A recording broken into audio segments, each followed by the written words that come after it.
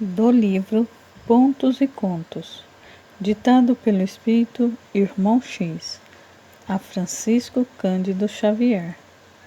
Título da mensagem: Grande Cabeça. O Dr. Abelardo Tourinho era indiscutivelmente verdadeira águia da inteligência. Advogado de renome, não conhecia derrotas. Sua palavra sugestiva, nos grandes processos, tocava-se na maravilhosa expressão de magnetismo pessoal. Seus pareceres denunciavam apurada cultura. Qual cientista isolado no laboratório para descobrir uma combinação química, Abelardo se mantinha horas e horas no gabinete particular, surpreendendo as colisões das leis humanas entre si. Não obstante o talento privilegiado, caracterizava-se, contudo, por traço lamentável. Não vacilava na defesa do mal diante do dinheiro. Se o cliente prometia pagamento farto, o causídico torturava decretos, ladeava artigos, forçava interpretações e acabava em triunfo espetacular. Chamava-lhe grande cabeça nos círculos de convivência comum. Temiam-no os colegas de carreira, que não lhe regateavam respeito e consideração. Penetrando o fórum, provocava movimentos de singular interesse. Retraíam-se os companheiros, enquanto os serventuários se atropelavam, a fim de atendê-lo no que desejasse. O Dr. Abelardo era sempre requisitado a serviços inadiáveis, em razão da nomeada fulgurante.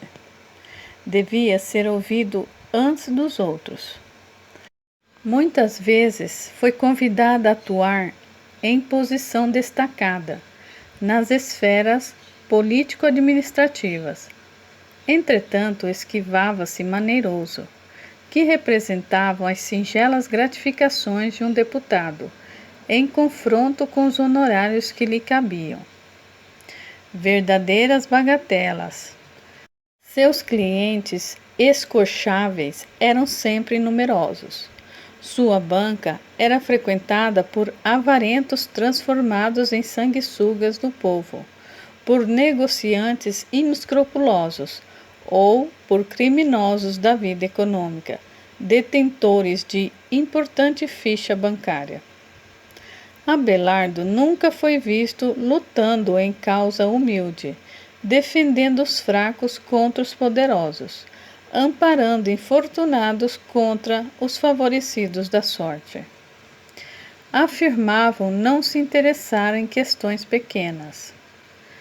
Grande cabeça, asseveravam todos os conhecidos sem restrições.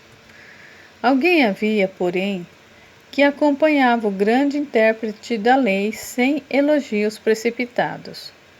Era sua mãe, nobre velhinha cristã, que o alertava de quando em quando com sinceridade e amor. Abelardo, meu filho, costumava dizer-lhe prudentemente, não te descuides na missão do direito. Não admitas que a ideia de ganho te avalasse as cogitações. Creio que a tarefa da justiça terrestre é muito delicada, além de profundamente complexa. Ser advogado, quanto ser juiz, é difícil ministério da consciência. Por vezes, observo-te as inquietações na defesa dos clientes ricos e guardo apreensões justas. Não te impressiones pelo dinheiro, meu filho. Repara sobretudo o dever cristão e o bem a praticar. Sinto falta dos humildes em derredor de teu nome. Ouço os aplausos dos teus colegas e eu conheço a estima que desfrutas no seio das classes abastadas. Mas ainda não vi em teu círculo os amigos apagados de que Jesus se cercava sempre. Nunca pensaste, Abelardo, que o Mestre Divino foi advogado da mulher infeliz e que na própria cruz foi ardoroso defensor de um ladrão arrependido? Creio que o teu apostolado é também santo. O eminente homem da legalidade meneava a cabeça em sinal de desacordo e respondia: Mãezinha, os tempos são outros. Devo preservar as conquistas efetuadas. Não posso, por isso, satisfazer-lhe as sugestões. Compreende a senhora que o advogado de renome necessita clientela à altura? Aliás, não desprezo os mais fracos. Tenho meu gabinete vasto, onde dou serviço a companheiros iniciantes, junto aos quais os menos favorecidos do campo social encontram os recursos que reclamam.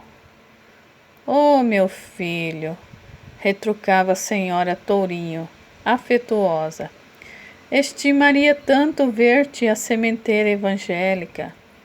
O advogado interceptava-lhe a observação, sentenciando: a senhora, porém, necessita compreender que não sou ministro religioso, não devo ligar-me à preceituação estranha ao direito.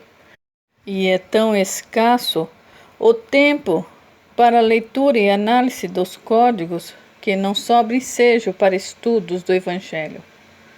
Ao demais, e fazia um gesto irônico, que seria de meus filhos e de mim mesmo se apenas me rodeasse de pobretões?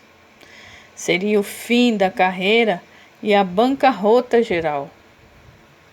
A genitora discutia amorosa, fazendo-lhe sentir a beleza dos ensinamentos cristãos.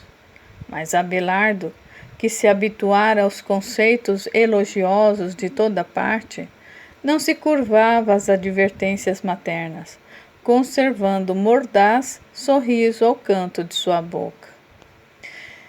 Se ele fosse amigo sincero dos afortunados da vida, personificando um conselheiro caridoso, nenhum delito lhe assinaria a atividade individual.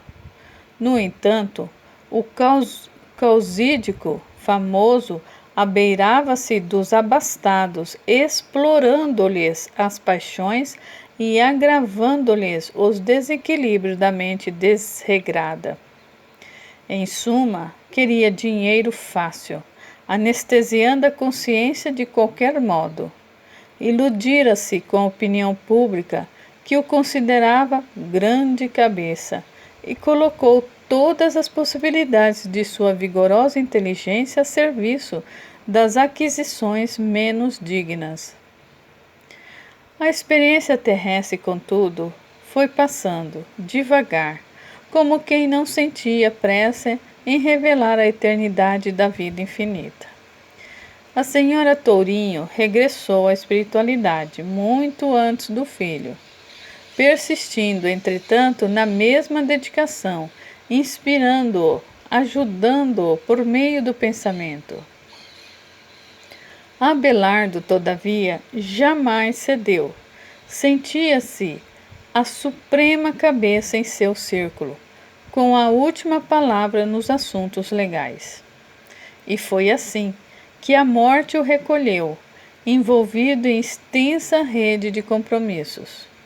Muito tarde compreendeu o antigo lidador do direito as tortuosidades perigosas que traçara para si mesmo. Muito sofrimento, e chorou nos caminhos novos. Não conseguia levantar-se, achava-se caído, na expressão literal.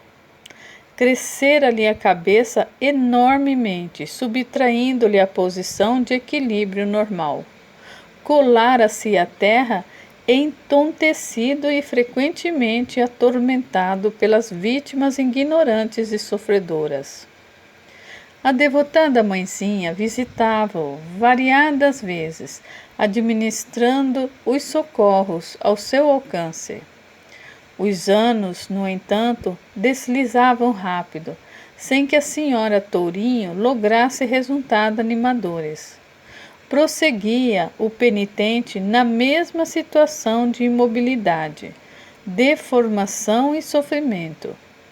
Reparando certa feita a ineficácia de seus carinhos, trouxe um elevado orientador de almas à paisagem escura.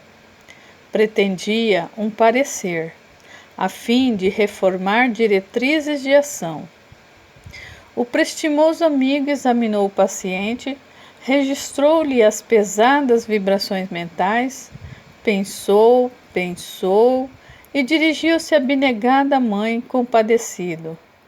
Minha irmã, o nosso amigo padece de inchação da inteligência pelos crimes cometidos com as armas intelectuais. Seus órgãos da ideia foram atacados pela hipertrofia de amor próprio. Ao que vejo, a única medida capaz de lhe apressar a cura é a hidrocefalia no corpo terrestre. A nobre genitora chorou amargurada, mas não havia remédio senão conformar-se. E daí a algum tempo, pela inesgotável bondade do Cristo, Abelardo Tourinho podia ser identificado por amigos espirituais numa desventurada criança do mundo, colada a triste carrinho de rodas, apresentando um crânio terrivelmente disforme para curar os desvarios da grande cabeça.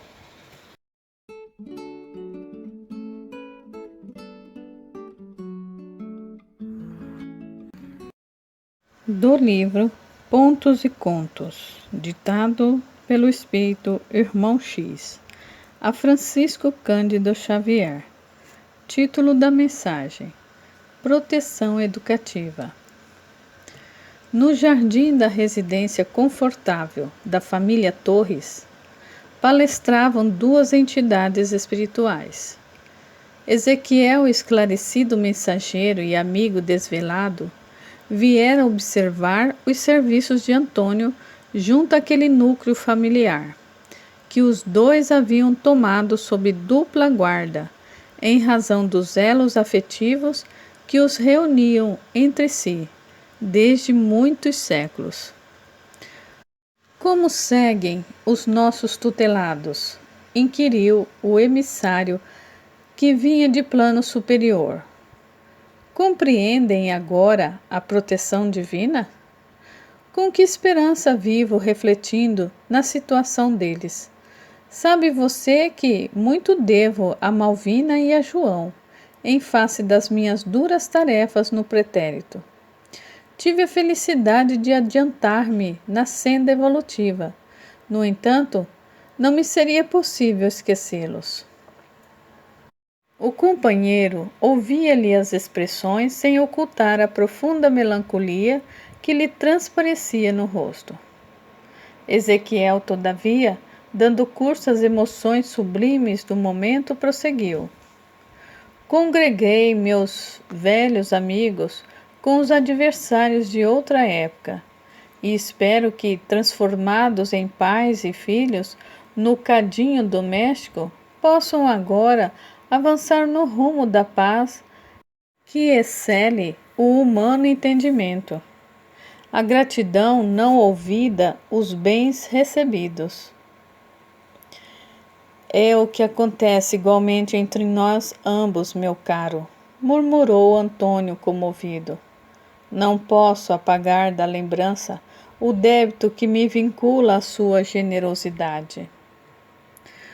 Como se não desejasse receber agradecimentos direto, Ezequiel modificou a rota da conversação acrescentando: Malvina comporta-se bem na luta redentora? O interpelado mostrou sinais de amargura no semblante abatido e respondeu: Não tem sabido enfrentar a facilidade e a abundância. Vive aflita sem causa e insatisfeita sem motivo. Com tantos recursos que lhe são conferidos? Interrogou o superior admirado. Infelizmente é assim. Alguma enfermidade grave atormentando a família? Esboçou Antônio significativo gesto e acentuou. Segundo sabemos, o corpo ocupado pela alma doente não pode acomodar-se com a saúde perfeita, mas no círculo de minhas possibilidades esforço-me, quanto possível, para que Malvina, João e os filhos estejam equilibrados. Nunca se levantam cada manhã sem que eu os assista com elementos fluídicos de medicação. E desse modo, tenho tido o prazer de vê-los bem postos no trabalho comum que edifica sempre. É porventura insuficiente o salário que recebem? Quanto a isso, elucidou Antônio, marcham na terra em carro confortável e precioso. O chefe da casa dirige um escritório com remuneração excelente. José e Oscar, os dois filhos mais velhos, são altos empregados de uma oficina em Todos os Santos. Hermenegildo e Paulo, os dois menores, trabalham no centro urbano com vencimento compensador. Sofrem alguma perseguição descabida? Desfrutam geral estima e, além disso, incumbo-me de auxiliá-los diariamente, conforme suas recomendações, colaborando indiretamente na solução de todos os problemas que os interessam de perto. Possuem razão séria para desgostos íntimos? Antônio sorriu e obtemperou. Não contam com motivos quaisquer para contrariedades fortes. Entretanto, procuram-nos. Vivem nervosos e exasperados. O espírito materno é sempre a fonte de inspiração para o santuário doméstico, e a posição atual de Malvina, nesse sentido, é das mais deploráveis. Tanto se queixou a nossa amiga que o marido e os filhos andam hoje contagiados do mesmo mal. Afirmam-se desprotegidos, cansados, desiludidos da sorte. Não há ensinamento que os esclareça, alegria que os alente ou remuneração que os satisfaça. Ezequiel, preocupado, considerou, depois de uma longa pausa. Observarei pessoalmente. Demandaram o interior em atitude fraterna.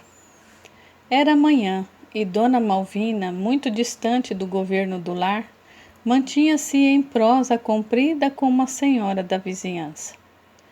Dona Amélia, comentava gesticulando, a senhora está muito enganada quanto à nossa situação. O meu esposo recebe ordenado miserável. Os meus filhos não ganham para viver com decência. Já não sei como solucionar os presentes enigmas financeiros. Estamos empenhados em armazéns e lojas. Ocasiões aparecem nas quais, francamente, não sei como me comportar. É estranho, clamava a interlocutora, porquanto sempre supus a sua casa em ótimas condições. Eu? Nós? Tornava protegida de Ezequiel. Vivemos atolados em débitos pesados. Ah, minha amiga, enquanto João se esgota, morro aos bocadinhos entre aflições de toda sorte. Somos muito infelizes. Lamentações alongaram-se pelas horas adentro. E tão logo se despediu a vizinha, outra amiga apareceu, continuando Malvina no mesmo diapasão. Andava saudosa de sua palestra, minha boa Teresa. As pessoas atormentadas e sofredoras, assim como eu, necessitam ouvi-la. No entanto, Dona Malvina, objetava a amiga bondosa, o seu aspecto é outro. Eu creio encontrá-la muito forte e tranquila. Eu, minha filha, respondia a senhora Torres, tornando a voz comovedora e mais trêmula. Nunca sofri tanto quanto agora. Não sei o que será de nós. Tudo está negro em nossos caminhos. No serviço, o esforço de João não é apreciado na devida conta, e os meus desventurados filhos se enfalfam inutilmente entre exigências indébitas dos administradores e vãs promessas de melhoria. Até onde iremos com as nossas provações amargas? Já não sei orar, e tão grandes têm sido os nossos padecimentos, que a fé me parece vazia, sem expressão. Daí a instantes, enquanto Malvina desfiava o longo rosário de lágrimas verbais, entra o marido para o almoço, seguido pelos filhos, com alguns minutos de espaço. A visitante, atordoada, sem mais delonga, despediu-se e a residência dos Torres converteu-se num purgatório de imprecações. O chefe da casa insurgia-se contra os políticos, contra os acionistas da empresa, e que se ligara reclamava quanto ao pão mal feito e condenava o guardanapo mal posto, fazendo larga ostentação de autoridade, ao passo que os filhos lhe copiavam os gestos, excedendo-se em afirmações levianas ou insensatas. Dona Malvina, no centro daquele desvairado parlamento doméstico, enxugava os olhos inchados de chorar, proclamando-se a mais infeliz das mulheres. Por 2 horas consecutivas, ali esteve Ezequiel observando discussões e reclamações. O grupo não encontrava um minuto sequer para conversar edificando. Aquela meia dúzia de corações reunidos semelhava-se a um poço de águas envenenadas, expelindo lodo pelas bordas. Fundamente consternado, o benfeitor dirigiu-se a Antônio com amargas inflexões. É lastimável identificar a atitude de nossos velhos amigos. Infelizmente não sabem receber o concurso da amizade reconhecida. Não dispõem de suficiente educação para registrar as manifestações de nossa ternura. Em benefício de todos, porém, ficarão a sós por algumas semanas. Antes que o mentor concluísse, perguntou Antônio espantado: "O que diz? Deixaremos Torres sem assistência? Que será dessa pobre família?" "Não aplicaremos remédio violento", elucidou Ezequiel convencido. "A proteção aos companheiros na carne é análoga à que se dá às plantas. De quando em quando é preciso retirar, mudar ou renovar. Malvina, João e os filhos permanecerão sem escoras durante 30 dias. Você virá comigo para descansar, em férias, e verificaremos o proveito de semelhante medida. Eu creio que nesse pouco tempo fará Malvina intensivo curso de entendimento, serviço, gratidão e prece. Nossa amiga tem recebido até hoje a proteção confortadora, mas doravante necessita receber a proteção educativa." O programa traçado foi cumprido integralmente. A breve trecho, a casa dos Torres experimentou enorme alteração. Tão logo se ausentou Antônio, o silencioso amigo oculto, o desespero ali atingiu a culminância. Os filhos do casal, no dia imediato ao do afastamento dele, se empenharam em luta corporal no repasto da tarde. E Oscar teve o braço direito quebrado, recorrendo à intervenção médica. No terceiro dia, Hermenegildo foi dispensado do trabalho por insubordinação. No quarto, José foi conduzido à Santa Casa em vista de inesperada apendicite com supuração. No quinto dia, o chefe da família foi atropelado por automóvel ao sair do escritório, sendo transportado ao pronto-socorro, e no sexto dia, Paulo era trazido para casa em carro da assistência municipal, em razão de queda espetacular no serviço. Dona Malvina não encontrou mais tempo para se queixar do mundo e da sorte, e fim dos 30 dias do programa Quando Ezequiel e Antônio lhe penetraram de novo o domicílio, encontraram-na em oração, profundamente transformada.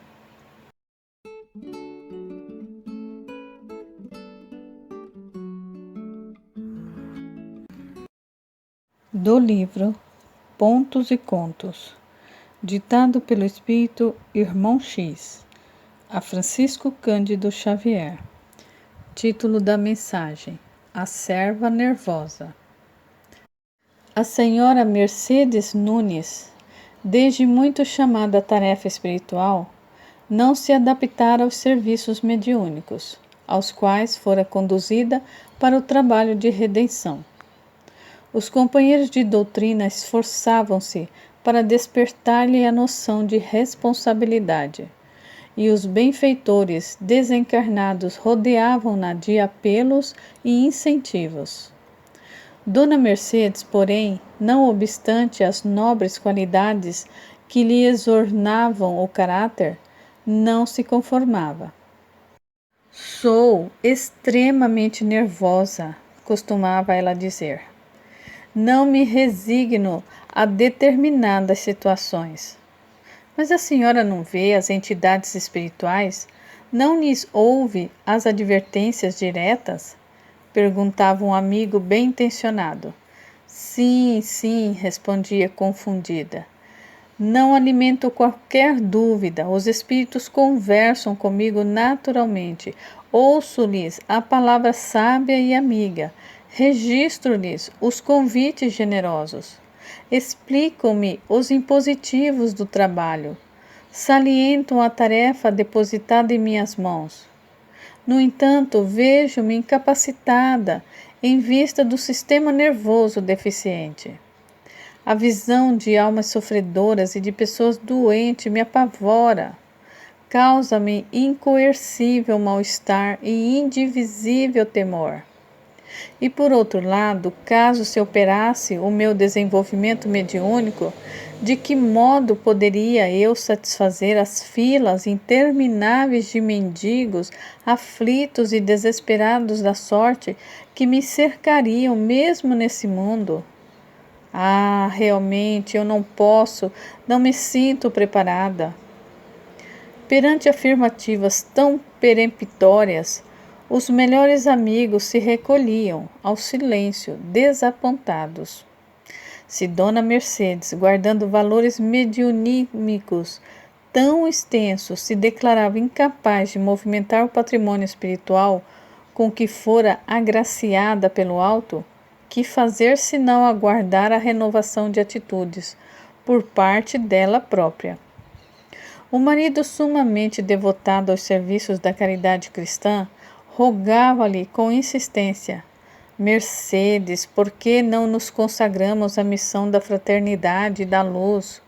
Não concordas, querida, que a inexistência de filhos em nosso jardim conjugal é um forte argumento a favor de minha interrogação?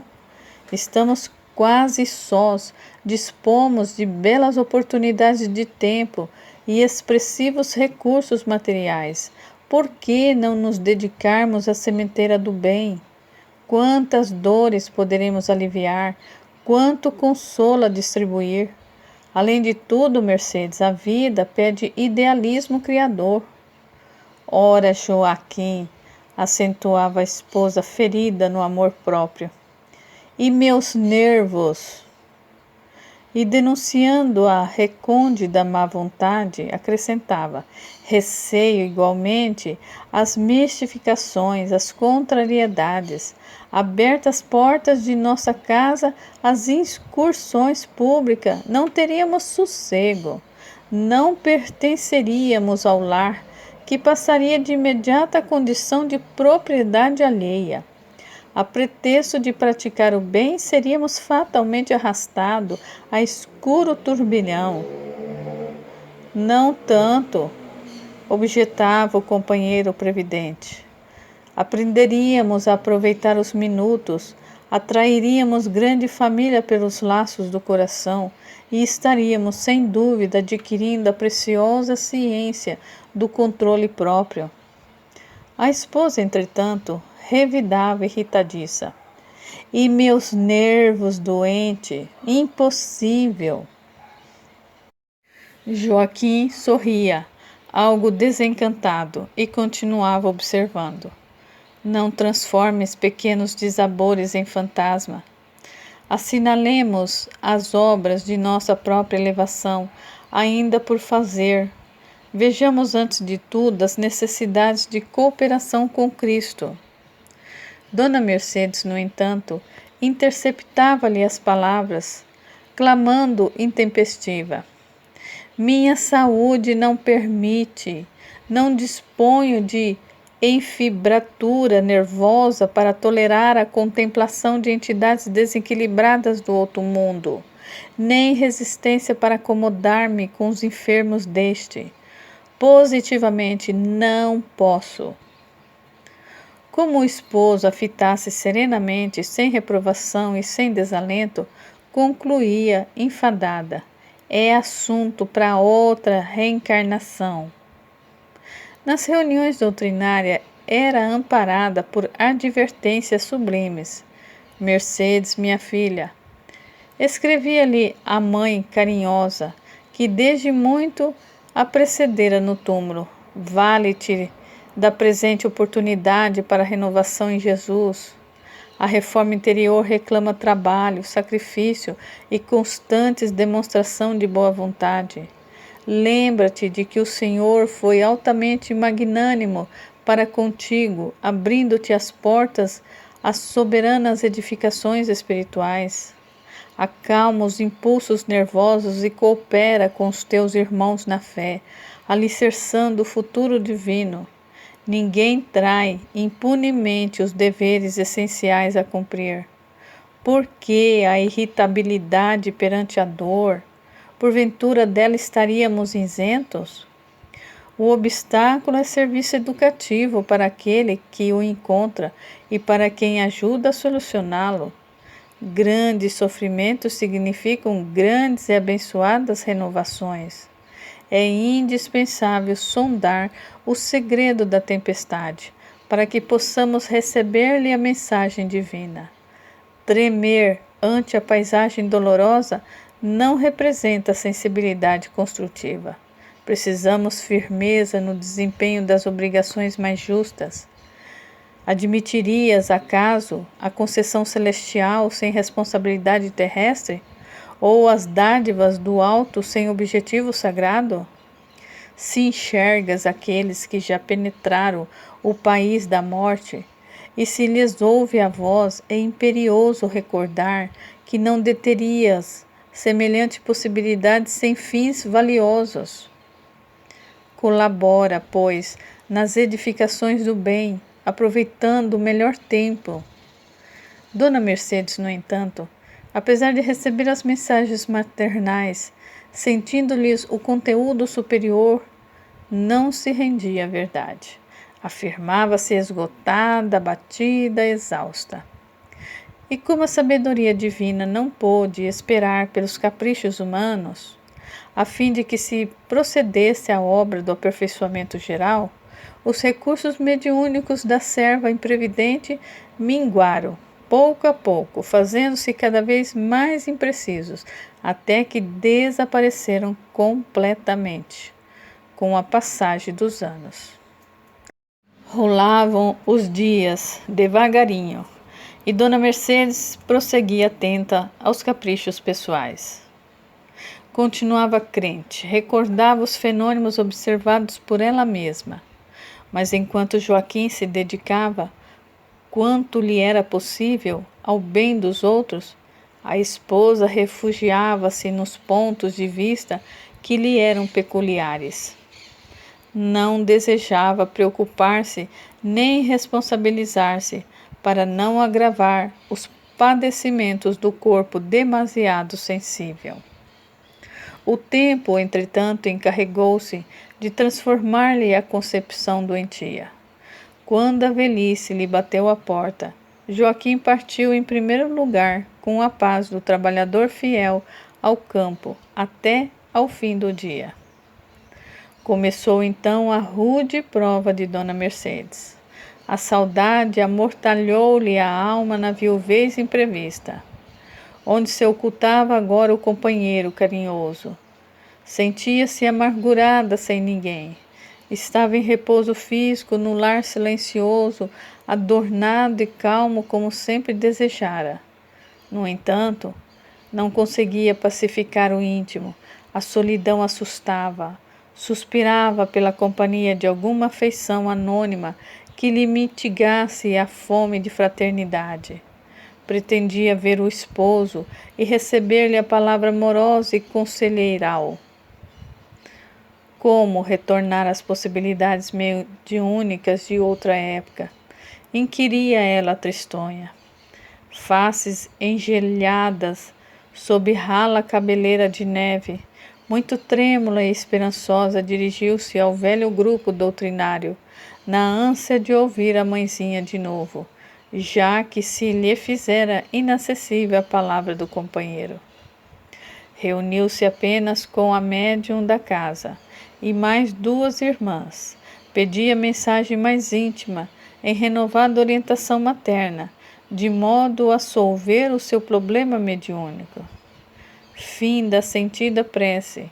A genitora prestimosa tomou a palavra com saudações afáveis e doces. Dona Mercedes, em pranto, expôs o martírio do coração atormentado. Queria reapossar-se da clarividência, aguardava ansiosa o instante de rever o esposo inovidável e contribuir na missão da verdade e da luz. A entidade afetuosa, em terna quietude, deixou que a filha derramasse todo o fel que se lhe represava na alma ulcerada e respondeu por fim, em voz triste: Ah, Mercedes, por mais de 20 anos convidei o teu coração à redentora tarefa. Por que te demoraste tanto na decisão? Agora, filha, o dia está quase findo. Enferrujou-se a enxada, sem a necessária e bendita utilização. Não quiseste nem mesmo combater as impressões nervosas, vagas e infantis, acreditando mais na moléstia que na saúde. O tempo não podia esperar por ti, e agora é necessário que esperes pelo tempo. Deus meu! Exclamou a viúva amargurada. Será mesmo impossível? E ante as suas lágrimas confusas, respondeu a mãezinha angustiada: Sim, minha filha, não te possas enganar com falso conforto. A tua tarefa mediúnica, incontestavelmente agora, é assunto para outra reencarnação.